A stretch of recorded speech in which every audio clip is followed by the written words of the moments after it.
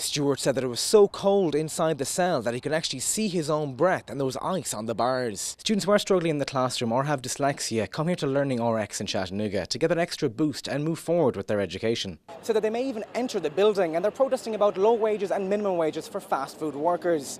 Chattanooga police investigate the city's latest homicide.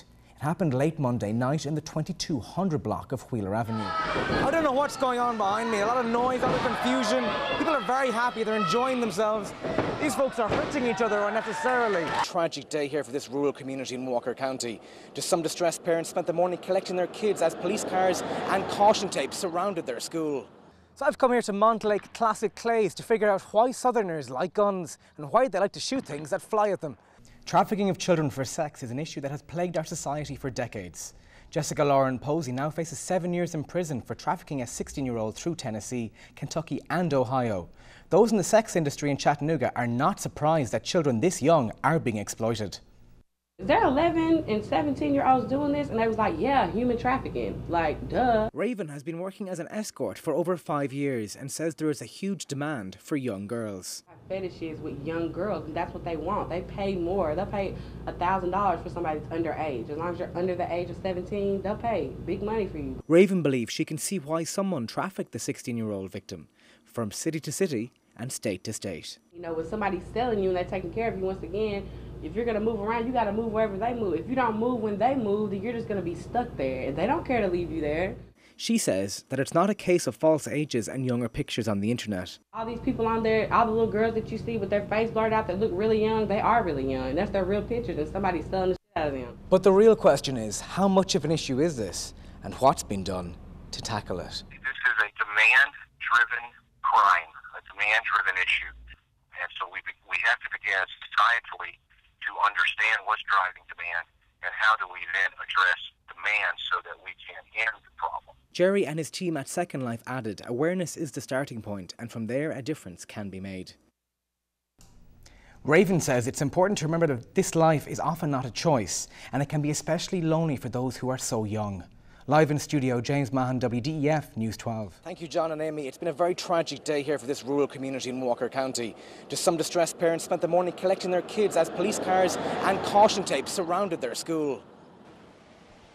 Oh, Father God, it is times like this that we become keenly aware of our weakness, keenly aware of our lack of understanding.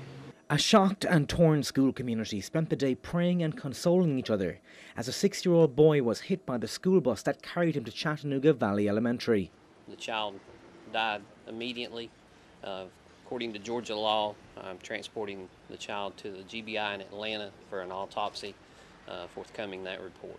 Parents rushed to take their children home when news of the tragedy spread. The school took extra precautions for those students who remained in class. Cover the windows of the cafeteria just in case we had to go through with a normal lunch, and that would keep the students from looking out the window. At that point, we were also sending counselors around to the various rooms just to make sure that students were okay if they needed to talk to someone. The young boy's family received support from counselors and their church immediately after the incident. Parents say this is a very challenging situation for kids who are so young to deal with. And see how they feel and everything, and try to explain what happened, and to the best of my knowledge, to tell a 9, 7, and a 3-year-old or 4. But yeah, we'll talk about it. A bus number and names of both the driver and the victim have not been released for privacy purposes. Open today, but on a soft lockdown. This is where the kids remain in their classes except for toilet breaks. Counsellors and therapy dogs will be on hand for the rest of the week as the staff and students cope. Now, Sheriff Wilson did say this is the first incident like this in the 17.5 years he's been in office here. Live in Walker County, James Mahon, WDEF News 12. For over 3 weeks, David Stewart has struggled to grasp even a Coke can. He says he got frostbite while being held at Silverdale Detention Centre that could leave him like this for the rest of his life.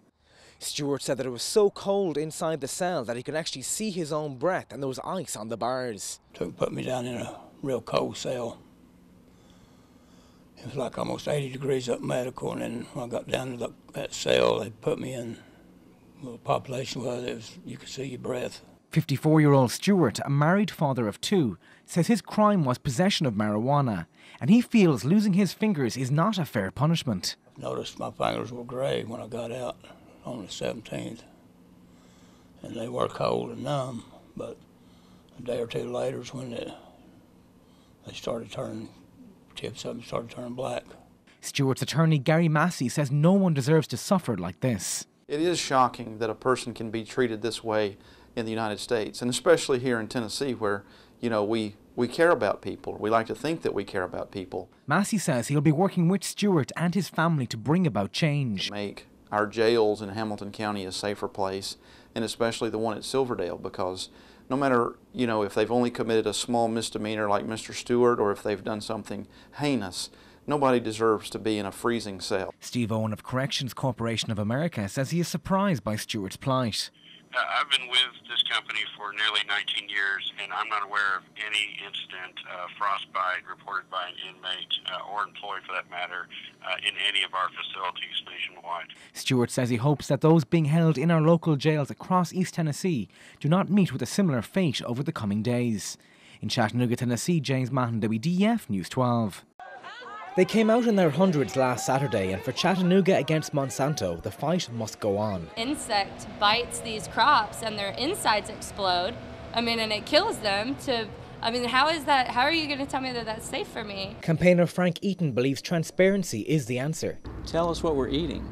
Let us make our own informed choice instead of removing informed consent on what sounds like more of an experiment with our food supply. For Chattanooga organic farmer John Greelings, informing the public that genetically modified crops are different to his own is now crucial. Water is required to be labeled, but genetically modified pesticides are not required to be labeled. You can just call genetically modified corn on an ingredient list. Monsanto spokesman Thomas Helcher told News 12, "While we respect each individual's right to express their view on these topics, we believe we are making a contribution to improving agriculture by helping farmers produce more from their land." UTC professor Dr. Jose Barbosa disagrees with the way Monsanto affects farmers, but said it is important to remember that these scientists are highly trained professionals. Believe me, people that work in producing genetically modified organisms are leading scientists in the area. He added there is no need for major concern and that protesting has other knock-on effects. Protesting may be important because if you don't protest, you may not